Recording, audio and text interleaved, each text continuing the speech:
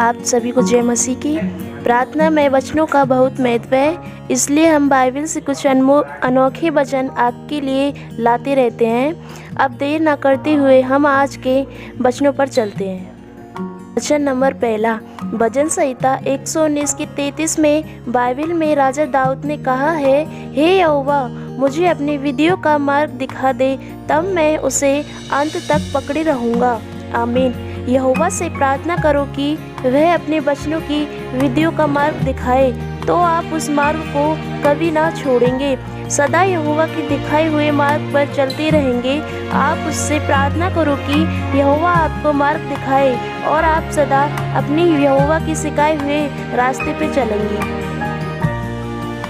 वचन नंबर दूसरा, अय्यूब 10 के 15 में लिखा है, यदि मैं दुष्टता करूं तो मुझ पर हाय, यदि मैं धर्मी बनूं तो भी सिर ना उठाऊंगा, क्योंकि मैं अपमान से भरा हुआ हूँ और अपने दुख पर ध्यान रखता हूँ।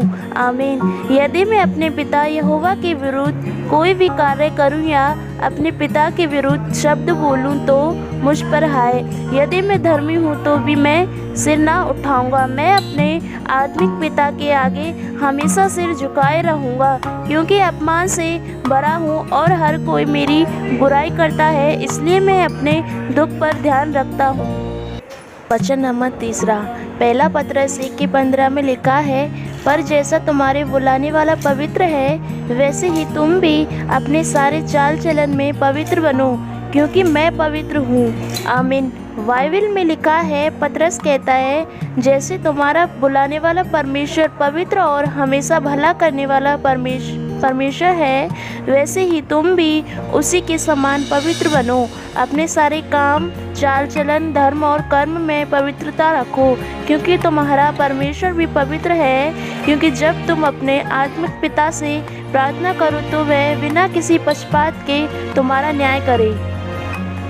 वचन नंबर 4, मत्ती 7 के 21 में लिखा है, जो मुझसे ये हे प्रभु कहता है, उनमें से हर एक स्वर्ग के राज्य में प्रवेश न करेगा, परंतु वही जो मेरे स्वर्गीय पिता की इच्छा पर चलता है। आमीन। जो भी व्यक्ति हे प्रभु कहता है, वो सभी स्वर्ग के राज्य में प्रवेश नहीं कर सकते। केवल प्रार्थना करने और परमेश्वर का नाम लेने से कोई स्वर्ग में दाखिल ना होगा, परंतु वह जो स्वर्गीय पिता की इच्छा और उनके मार्ग पर चलता है, वह स्वर्ग के राज्य में प्रवेश करता है। हमें परमेश्वर की प्रार्थना करनी चाहिए और उनकी इच्छा अनुसार उनके दिखाए हुए मार्ग पर चलना चाहिए, जिससे हमारा स्वर्गीय पिता हमारे लिए स्वर्ग के रास्ते खोलेगा और हमारे लिए स्वर्ग में एक अच्छी व्यवस्था करेगा। वचन नंबर 5, रोमियो 10 के 10 में लिखा है, क्योंकि धार्मिकता के लिए मन से विश्वास किया जाता है और उद्धार के लिए मुंह से अंगीकार किया जाता है। आमीन। बाइबल बताती है, किसी भी धर्मी का प्रमाण उसकी धार्मिकता से होता है। कोई भी धर्मी अगर कोई धर्म का कार्य करता है तो वह पूरे मन से अपने स्वर्गीय पिता पर विश्वास रखता है। उसे और किसी बात से कोई फर्क नहीं पड़ता, क्योंकि उसका विश्वास यहोवा के लिए अटल है।